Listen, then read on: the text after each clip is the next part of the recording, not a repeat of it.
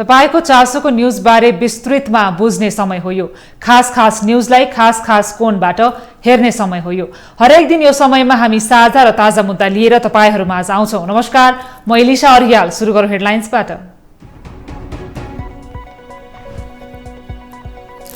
नक्कली भुटानी शरणार्थी प्रकरणमा पक्राउ परेका पूर्व उपप्रधानमन्त्री रायमाझीलाई अदालतमा लगियो। 3 दिन प्रहरी हिरासतमा राख्ने अदालतको अनुमति।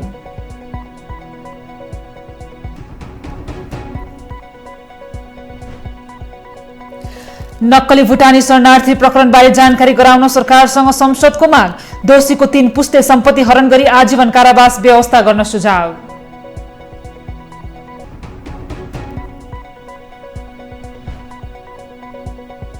बाह्य दबावबाट भ्रष्टाचारको छानबिन हुन थालेको राप्रपाको ठहर। राष्ट्रियता, राष्ट्रिय एकता संकटग्रस्त बनेको अध्यक्ष लिङदेलको टिप्पणी।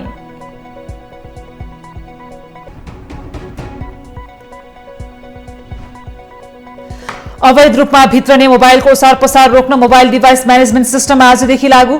10 अर्ब राजस्व संकलन बढ्ने भन्सार विभागको विश्वास।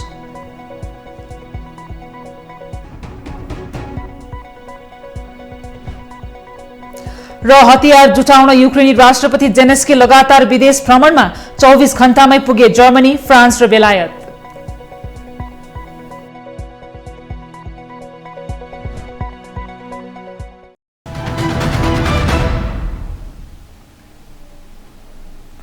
अब समाचार विस्तारमा।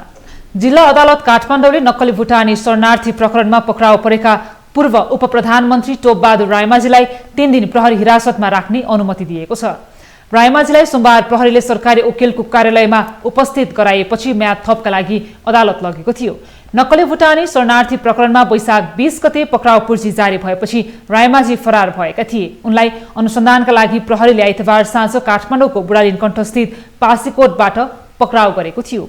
यसैगरी शरणार्थी प्रकरणमा रायमाझीका छोरा सन्दीप विरुद्ध पनि वैशाख 20 गते नै पक्राउ पूर्जी जारी भएको थियो। उनका छोरा सन्दीप भने यसअघि नै पक्राउ परिसकेका छन्। नक्कली भुटानी शरणार्थी प्रकरणमा अहिलेसम्म 13 जना पक्राउ परिसकेका छन्। प्रहरीले उनीहरूमाथि अनुसन्धान गरिरहेको छ। यसअघि नक्कली भुटानी शरणार्थी प्रकरणमा नै नेपाली कांग्रेसका नेता बालकृष्ण खाँडलाई पक्राउ गरी अनुसन्धान जारी छ। पूर्व गृह सचिव टेक नारायण पाण्डे सहित अन्य केही व्यक्ति समेत संलग्न रहेको आशंकामा पक्राउ गरी अनुसन्धान जारी छ।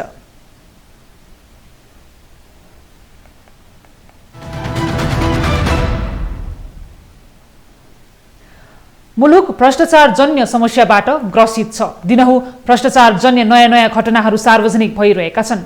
पछिल्लो समय सबै घटनालाई ओझेल पार्दै नक्कली भुटानी शरणार्थी प्रकरणले सडक र सदन दुवै तताएको छ। यस प्रकरणमा मुसिएका केही उच्च पदस्थ पक्राउ परिसकेका छन् भने केही फरार छन्। यतिखेर सबैको चासो छानबिन प्रक्रिया र दोषीले उन्मुक्ति पाउन सक्ने आशंका रहेको छ। प्रतिनिधि सभाको सोमबारको बैठकमा पनि यस विषयले चर्चा पाएको छ। सोमबार प्रतिनिधि सभा बैठकमा आकस्मिक समय लिएर बोल्दै विभिन्न दलका सांसदहरूले नक्कली शरणार्थी प्रकरणमा निष्पक्ष छानबिन गरी दोषीमाथि कारवाही गरिनुपर्ने माग गरेका छन्। उनीहरूले विभिन्न बहानामा दोषीलाई उन्मुक्ति नदिन सरकारको ध्यान आकर्षण गराए। नेकपा एमालेका सांसद ठाकुर प्रसाद गैरीले नक्कली भुटानी शरणार्थी प्रकरणबारे सभामुखले रुलिङ गर्दा पनि सरकारले सो विषयबारे संसदलाई अझै जानकारी नगराएकोमा आक्रोश व्यक्त गरे। सांसद गैरीले संसदको काम कारवाहीलाई रोकेर पनि सरकारलाई त्यसबारे सदनमा जानकारी गराउन रुलिङ गर्न पनि सभामुख समक्ष माग गरे। म आजको यो बैठकमा सरकारले यस विषयमा सदनलाई जानकारी दिनुपर्छ अनि मात्रै सदनको काम अगाडि बढ्नुपर्छ भन्ने कुरा म माग गर्न चाहन्छु, ध्यानाकर्षण गर्न चाहन्छु र यो जघन्य अपराधको निष्पक्ष छानबिन होस्, दोषीलाई कारवाही होस्। यस्तै बैठकमा नेकपा माओवादी केन्द्रका सांसद देवेन्द्र पौडेलले भ्रष्टाचार नियन्त्रणका लागि सबै राजनीतिक दलहरूले साझा संकल्प गर्नुपर्ने बताए। भ्रष्टाचारको विषय सत्तापक्ष र विपक्षको विषय नभएर आम नागरिकको साझा विषय भएकाले यसलाई नियन्त्रण गर्नु साझा दायित्व भएको उनको दाबी थियो। भ्रष्टाचारको यो अभियानमा हामी साझा संकल्पका साथ अगाडि बढ्न जरुरी छ। आरोप प्रत्यारोप होइन, एउटा विषयको छानबिन चलिरहेका बेलामा अर्को विषय उठाइदिएर सम्पूर्ण मान्यज्यूसँग म विषय अनुरोध गर्न चाहन्छु, त्यस प्रकारले विषयान्तर नगरौं। अहिले यति बेला भुटानी शरणार्थीको विषय गम्भीरतापूर्वक उठेको छ। सबै मिलेर यो खास गरी 875 जनासित सम्बन्धित रहेको यो विषयमा सत्य तथ्यलाई एउटा निष्कर्षमा पुर्याउनको निम्ति सरकारलाई, हामी सबैले सम्बन्ध निकायहरूलाई सहयोग पुर्याउनु पर्ने। उता जनता समाजवादी पार्टीका सांसद राजकिशोर यादवले नक्कली भुटानी शरणार्थी प्रकरण सामान्य भ्रष्टाचार नभई देशद्रोह भएको बताए। सांसद यादवले यो प्रकरणले सिङ्गो राजनीतिक वृत्तमा नै अविश्वासको वातावरण सृजना गरिरहेको उल्लेख गर्दै त्यसलाई त्यही रूपमा लिई अनुसन्धानको प्रक्रिया अघि बढाउनु पर्ने बताए। नक्कली भुटानी शरणार्थीको जुन प्रकरण छ यसलाई यो सामान्य भ्रष्टाचार हो भन्ने भाष्य निर्माण गर्न खोज्दैछ। त्यसैले यो सामान्य भ्रष्टाचार होइन, यो देशद्रोह हो। यसले आज सबै राजनीति वृत्तमा एउटा अविश्वासको वातावरण सिर्जना गरेको छ र यसलाई त्यही रूपमा लिई यो राष्ट्रद्रोह हो। त्यही रूपमा लिई यसलाई मलाई लाग्छ दोषीलाई कानुनी कठघरामा ल्याउनको लागि सरकारवाला पक्षले तपाईको सक्रियतापूर्वक ध्यान दिनुपर्ने आवश्यकता देखिन्छ। यस्तै राष्ट्रिय प्रजातन्त्र पार्टीका प्रमुख सचेतक ज्ञानबहादुर शाहीले भ्रष्टाचारलाई न्यूनीकरण गर्न भ्रष्टाचार गर्नेहरूको 3 पुस्ते सम्पत्ति हरण गरी आजीवन कारावास भोग्ने कानून यही संसदबाट बन्ने हुनाले संसद आन्दोलन गर्न उपयुक्त हुने तर्क गरे।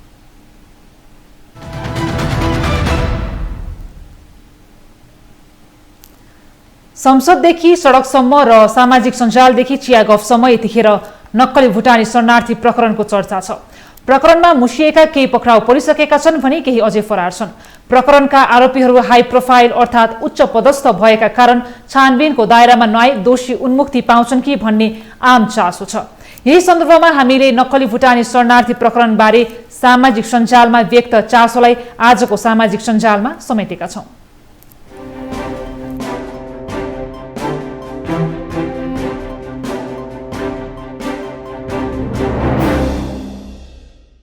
मिलन पाण्डे लेख्छन्, नागरिकलाई अनागरिक बनाएर बेच्ने पनि नेता हुन्छ।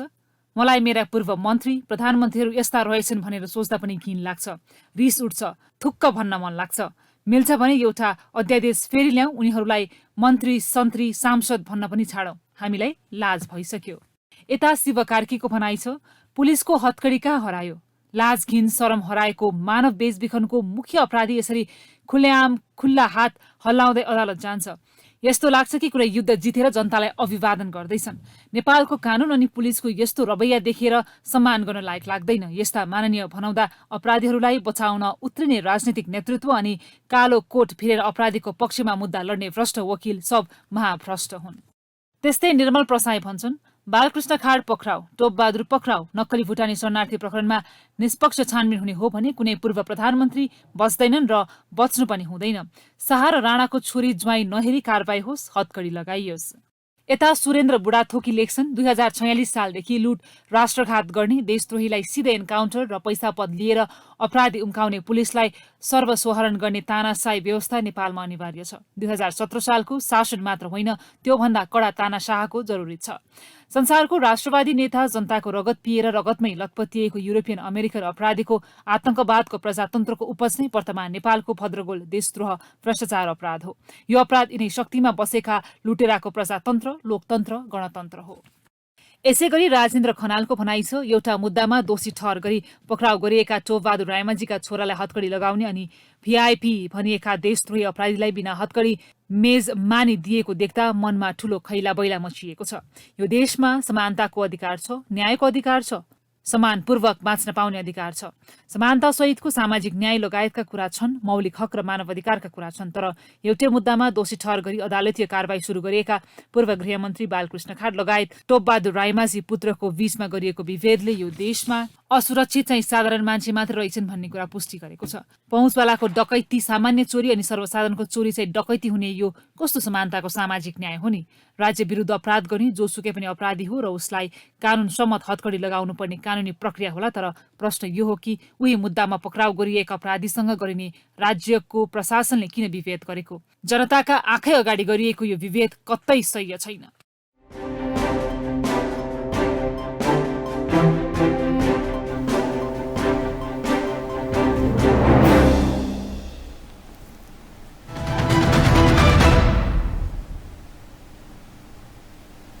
राष्ट्रिय प्रजातन्त्र पार्टी राप्रपाले प्रमुख राजनीतिक दलका सत्ता केन्द्रित क्रियाकलापका कारण मुलुक गम्भीर सङ्कटतर्फ उन्मुख भएको बताएको छ। सोमबार काठमाडौँको धुम्बारा स्थित पार्टी केन्द्रीय कार्यालयमा सुरु भएको पार्टीको केन्द्रीय समितिको बैठकमा पार्टीको राजनीतिक प्रतिवेदन प्रस्तुत गर्दै पार्टी अध्यक्ष राजेन्द्र प्रसाद लिङदेलले प्रमुख राजनीतिक दलहरूका सत्ता केन्द्रित क्रियाकलापका कारण मुलुक गम्भीर सङ्कटतर्फ उन्मुख भएको बताएका हुन्। उनले मुलुकका 3 प्रमुख अङ्गहरूका बीच रहनुपर्ने शक्ति नियन्त्रण र सन्तुलनको व्यवस्था ध्वस्त भएको जिकिर गरे। अध्यक्ष लिङदेलले आफूलाई अग्रगमनका संवाहक लोकतन्त्रको पर्याय छान्ने केही राजनीतिक दलका कारण देश सङ्कटको भुमरीमा फसिरहेको उल्लेख गरे। उनले अकर्मणीय नेतृत्व, गलत नीति, अदूरदर्शिता र सत्ता लिप्सीको प्रतिफल नेपालको राष्ट्रिय एकता, अखण्डता, सार्वभौमिकता सङ्कटग्रस्त बनेको उल्लेख गरे। अध्यक्ष लिङदेलले यस पटक देशभित्रकै दलले सरकार निर्माण गर्न सक्छन् भन्ने प्रमाणित गरे पनि प्रधानमन्त्री पुष्पकमल दाहाल विदेशीको इशारामा चल्दा सरकार छाडेर प्रतिपक्षमा बस्नु परेको बताए।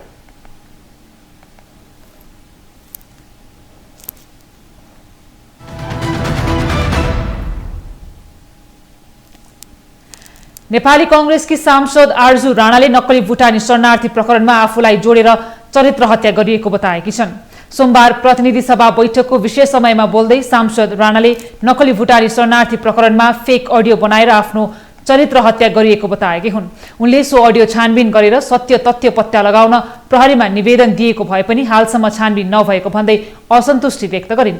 उनले महिलाहरूलाई राजनीतिमा आउँदा अनेकन कुरा बेहोर्नुपर्ने उल्लेख गर्दै यस्तो व्यवहार अन्य महिलाहरूप्रति नगर्न आग्रह पनि गरिन्। सांसद राणाले भुटानी शरणार्थी प्रकरणमा आफ्नो नाम जोडिएको टेपको सत्य तथ्य उजागर गर्न माग गरिन्। मैले 6 दिन अगाडि यस्तै अर्को फेक अडियो मेरो नाम लिएर बनाइएको भुटानी शरणार्थी प्रक्रियामा इन्भल्भमेन्ट भनेर बनाएको फेक अडियो मैले फोरेन्सिक टेस्टको लागि सीबीआई र साइबर क्राइम सेलमा दिएको थिएँ। आज त्यो दर्ता गर्न पनि मानिएको थिएन। यहाँ साथीहरूले विश्वास गर्नुहुन्न होला, सत्तापक्षको यत्रो ठुलो नेताको श्रीमती भनेर 3 घण्टा लाग्यो त्यो दर्ता गराउन र त्यसको पनि म जवाफ गृह मन्त्रालयबाट सिक गर्न चाहन्छु। किन यो अलमल किन थियो त्यो दर्ता गर्न? सांसद राणाले देशमा गलत समाचार र फेक मिडियाको पराकाष्ठ पुगिसकेको भन्दै सरकारले अनुगमन गर्नुपर्ने बताइन्।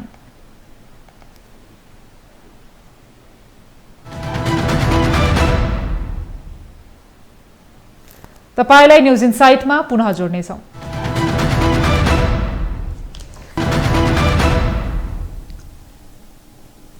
ब्रेकपछि बाँकी न्यूज।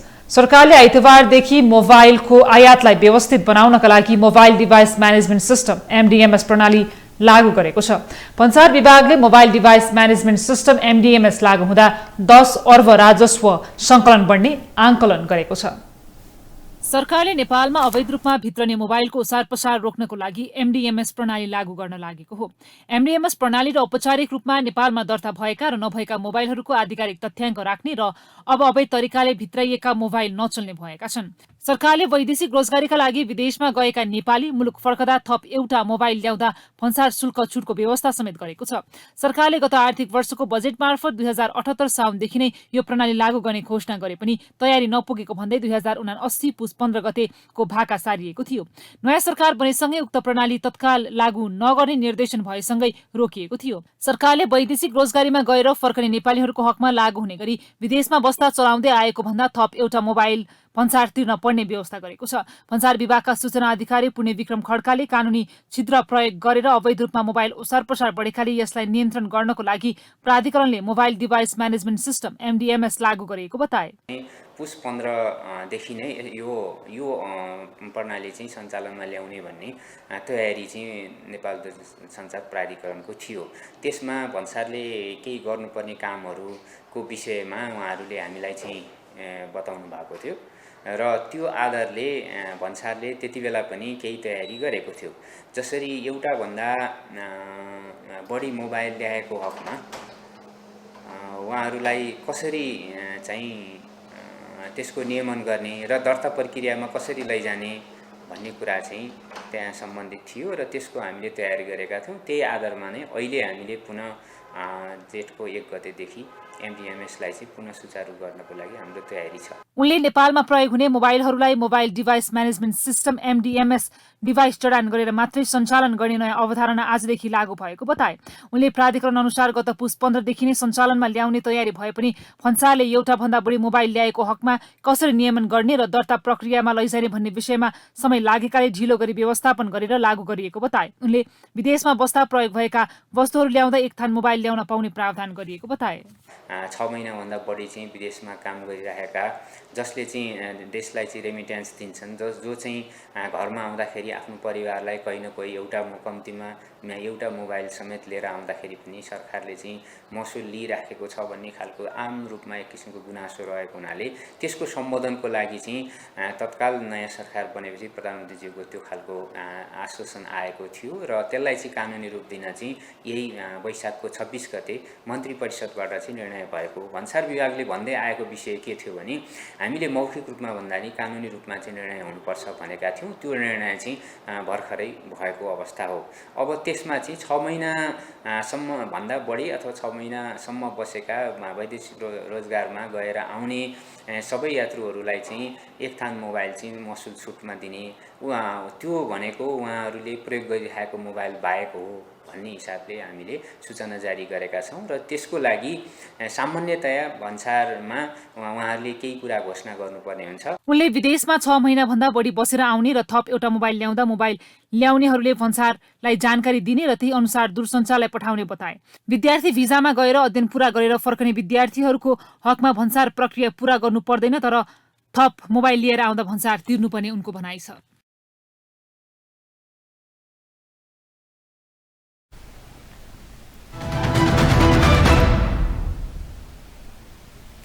नेपाल कम्युनिस्ट पार्टीका महासचिव नेत्र विक्रम चन्दले बहुदलीय व्यवस्थाले शिक्षालाई व्यापारको वस्तु बनाएको बताएका छन्।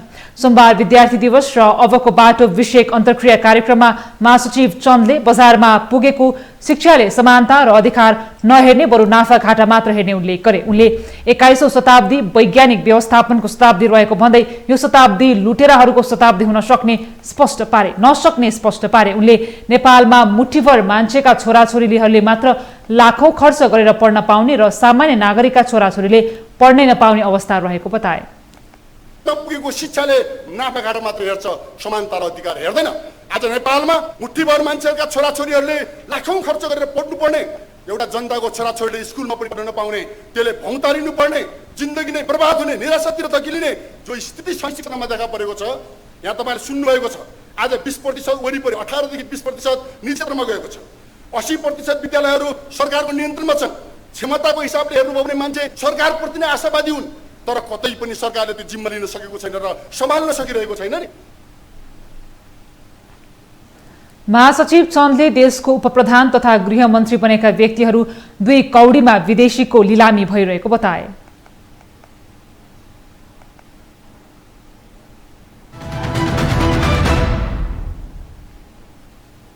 नेपाल राष्ट्र बैंकका गभर्नर महाप्रसाद अधिकारीले वित्तीय नीति र मौद्रिक नीतिबीच समन्वय आवश्यक रहेको बताएका छन्। सोमबार नेपाल राष्ट्र बैंकको नेपाल राष्ट्रिय कर्मचारी संगठनद्वारा आयोजित कार्यक्रममा गभर्नर अधिकारीले मुलुकको अर्थतन्त्रलाई चलायमान बनाउनको लागि सरकार र बजारले वित्तीय नीति भन्दा पनि मौद्रिक नीतिमा बढी अपेक्षा गरिरहेको बताएका छन्। उनले मौद्रिक नीतिबाट सरकारले धेरै अपेक्षा गरे पनि मौद्रिक नीतिमा सीमितता रहेकाले सबै अपेक्षा समेट्न नसक्ने स्पष्ट पारे। उनले राजनीतिक व्यवस्थामा चेक एन्ड ब्यालेन्स भए जस्तै मौद्रिक र वित्तीय नीतिमा पनि आवश्यक रहेको बताए। गभर्नर अधिकारीले मुलुकको अर्थतन्त्र रेमिट्यान्समा निर्भर रहेको बताए। उनले बैंक तथा वित्तीय क्षेत्रमा नीति र नियमनका कारण यो वर्ष बाह्य क्षेत्रमा सहज रहे पनि आगामी दिनमा चुनौतीपूर्ण रहेको उल्लेख गरे।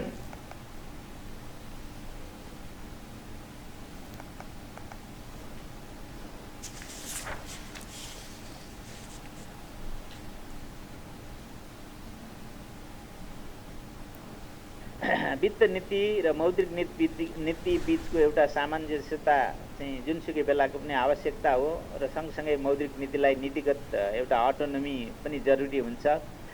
जसरी राजनीति समग्र व्यवस्थामा एक खालको चेक एन्ड ब्यालेन्स हुन्छ, त्यस्तै चेक एन्ड ब्यालेन्स चाहिँ मौद्रिक र वित्तीय नीतिमा पनि जरुरी हुन्छ।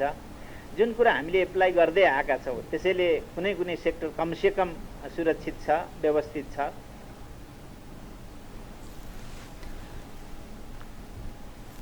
उहाँले मुलुक कतिपय आर्थिक विषयमा परनिर्भर रहेको भन्दै परनिर्भरतालाई केही अन्तर्निर्भरतामा ल्याउन आवश्यकता रहेको बताए।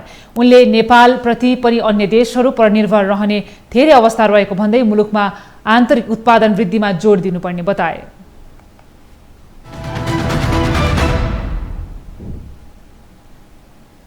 प्रधानमन्त्री पुष्पकमल दाहालले सीमित व्यक्ति तथा समूहले बैंकिङ क्षेत्रको ठूलो स्रोत साधनको उपयोग गर्दा अर्थतन्त्रमा समस्या देखिएको बताएका छन्।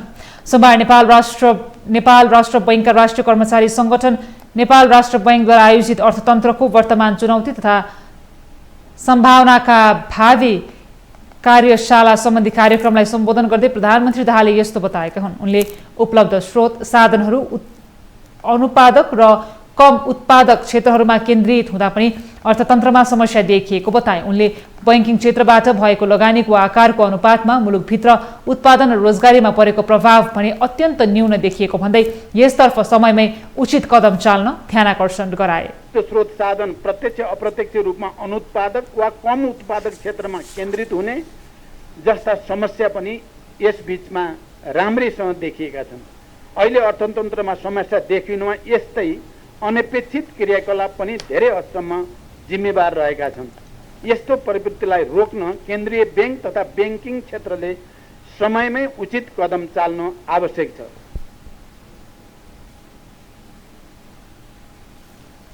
प्रधानमन्त्री दाहालले उत्पादन र रोजगारी वृद्धितर्फ देशले प्रगति हासिल गर्न नसकेको बताए। उनले दैनिक उपभोग्य वस्तुहरूको ठूलो मात्रामा आयात गर्नु परेकाले व्यापार घाटा चुलिँदै गएको उल्लेख गर्दै सरकारको नीति योजना र कार्यक्रमहरूको प्रभावकारी कार्यान्वयन हुन नसक्दा यस्तो भएको बताए। उनले किसानहरूले बेलैमा मल पाउने गरी मलको आपूर्ति सुनिश्चित भएको बताए। त्यस्तै भ्रष्टाचार विरुद्ध सरकार गम्भीर रूपले लागेको अध्यक्ष दाहालको भनाइ छ।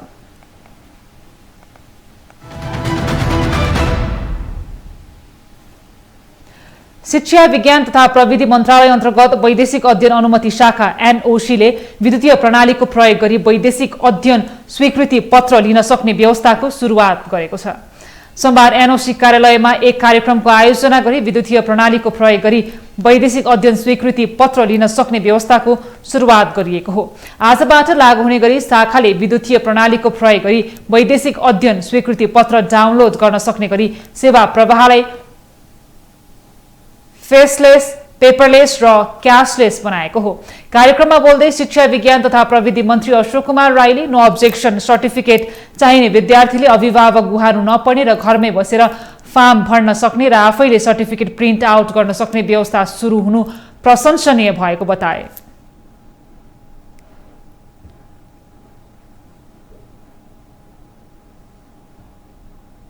नो अब्जेक्सन सर्टिफिकेट चाहने विद्यार्थीले अभिभावक पनि गुहार्नु नपर्ने हैन, आफैले कोठामा बसी बसी आफ्नै चाहिँ कम्प्युटरबाट फर्म भर्न सक्ने अनि आफैले प्रिन्ट आउट गर्न सक्ने, सर्टिफिकेट प्रिन्ट आउट गर्न सक्ने, त्यहीँबाट पैसा पनि चाहिँ तिर्नुपर्ने चाहिँ रकम तिर्न सक्ने व्यवस्थामा हामीले प्रवेश गर्ने भनेको निश्चय नै यो प्रशंसनीय काम हो।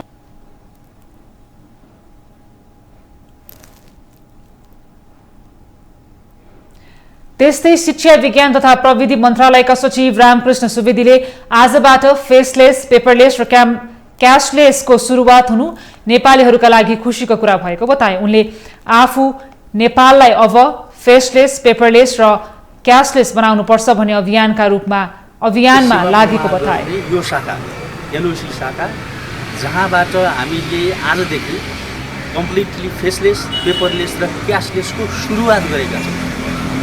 आज सुरुवाती दिन हो हैन, त्यस कारणले म यो सुरुवाती दिनमा माननीय मन्त्रीज्यू लगायत सम्पूर्ण साथीहरू र पत्रकार साथीहरूलाई सबै धन्यवाद दिन चाहन्छु, किनभने यहाँहरूको सहयोगले यो काम सफल भएको छ।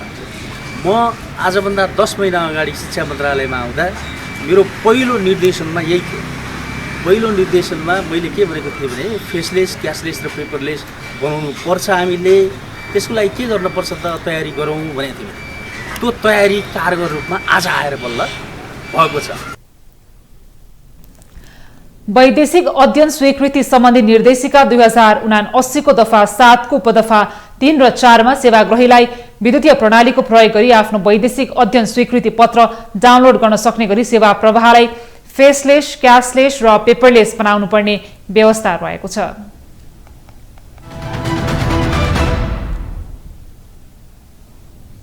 लगातार घटिरहेको शेयर बजारमा सोमबार पनि गिरावट आएको छ। पछिल्लो समय निरन्तर ओह्रालो लागेर 8 महिना यताकै तल्लो बिन्दुमा परेको शेयर बजार परिसूचक नेप्सी आज 3.33 अङ्कले घटेर 1818.31 बिन्दुमा झरेको हो। आज माइक्रो फाइनान्स, विकास बैंक उत्पादन र फाइनान्स समूहको शेयर सामान्य बढे पनि अरू समूहको शेयर घटेको छ। 266 वटा कम्पनीका 23,41,000 किता शेयर 72 करोड 49 लाख रुपियाँमा कारोबार भएको छ। सबैभन्दा धेरै एनआईसी एसिया बैंकको 3 करोड रुपियाँको शेयर किनबेच भयो। आज सबैभन्दा धेरै सगरमाथा लुम्बिनी इन्सुरेन्स कम्पनीको शेयर 6.5% घटेको छ।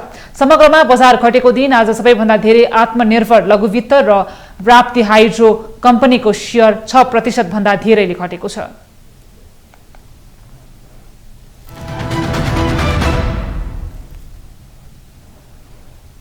तपाईलाई न्यूज इनसाइटमा पुनः जोड्नेछौं।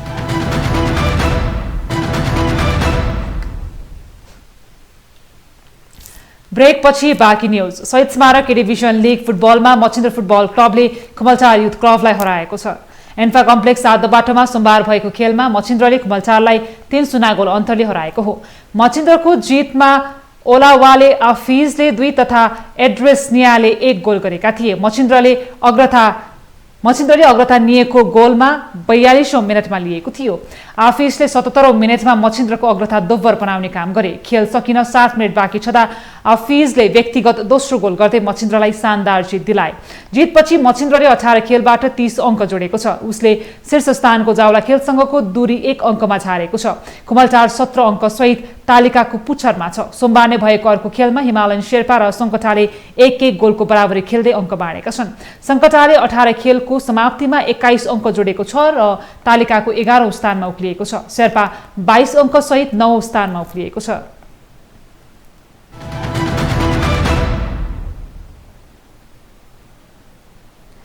इन्डियन प्रिमियर लिग आइपिएल अन्तर्गत आज गुजरात टाइटन्स र सनराइज हैदराबाद बीच खेल हुँदैछ।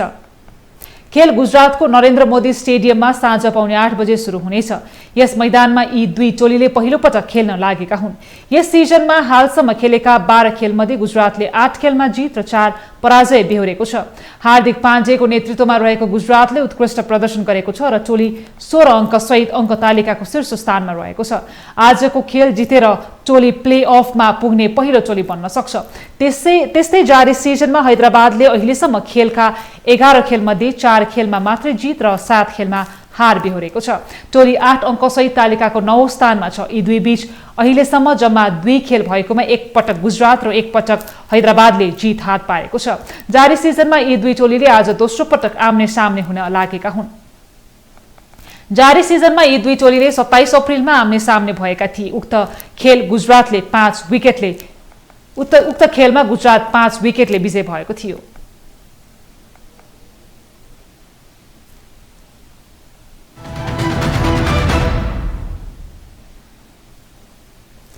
पछिल्लो 24 घण्टाको अवधिमा युक्रेनका राष्ट्रपति भ्लोदिमिर जेलेन्स्की 3 राष्ट्र भ्रमणमा पुगेका छन्। आइतबार सुरुवातमा जर्मनी पुगेका जेलेन्स्की त्यसपछि नै उनी फ्रान्स पुगेका थिए। सोमबार भने उनी बेलायत पुगेका छन्। रुससँग 15 महिना यता युद्ध जारी रहँदा जेलेन्स्कीले हतियार सहयोगको अपील गर्न लगातार विदेश भ्रमण गरिरहेका छन्। जर्मनीले युक्रेनलाई शनिबार मात्र 3 अर्ब अमेरिकी डलर बराबरको ट्याङ्क, लडाकु विमान विरुद्धका हतियार प्रणाली, गोला बारुद प्रदान गर्ने प्रतिबद्धता जनाएको थियो। जेलेन्स्कीले फ्रान्स भ्रमणका क्रममा सो राष्ट्रसँग पनि हतियार सहयोग गर्न आग्रह गरेका थिए। युक्रेनको राष्ट्रपति कार्यालयका अनुसार फ्रान्सले हतियारहरू सहयोग गर्ने बाचा गरे पनि कस्ता र कति मात्राका हतियार दिने भनेर खुलाएको छैन। शनिबार राति एलसी प्यालेसमा जेलेन्स्की र फ्रान्सका समकक्षी इमानुएल माक्रो बीच छलफल भएको थियो। यसैबीच सोमबार जेलेन्स्की बेलायत पुगिसकेका छन्। उनले बेलायतमा त्यहाँका प्रधानमन्त्री ऋषि सुनकसँग भेट्ने तालिका छ। पछिल्ला दिनहरूमा रुस र युक्रेन बीचको युद्धलाई रुस र पश्चिमा राष्ट्रको युद्ध पनि भन्ने गरिएको छ, किनभने युक्रेनलाई पश्चिमा राष्ट्रहरूले घोषित रूपमै हतियार दिइरहेका छन्।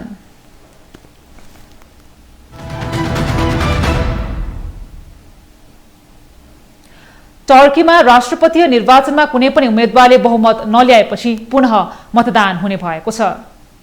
निर्वाचनमा निवर्तमान राष्ट्रपति रेसेप तय्यप इर्दोआन र कोमला किलिकदारो बीचको प्रतिस्पर्धात्मक नतिजा आएको हो। कुल मतगणनामा इर्दोआनले 49 र कोमालले 44% मत प्राप्त गरेको टर्कीको सर्वोच्च निर्वाचन परिषदले जनाएको छ। इर्दोआनले आफ्नो एके पार्टीका समर्थकलाई अंकारमा सम्बोधन गर्दै दोस्रो पटकको निर्वाचनमा जान आवश्यक परे तयार रहेको बताएका छन्।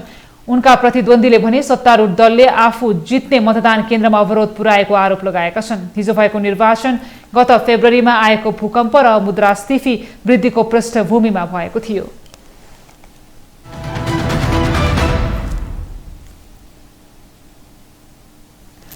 देश विदेशका यस्तै विभिन्न विषय वस्तुसँग हामी तपाईलाई जोडिरहनेछौँ न्यूज इनसाइटमा। नमस्ते।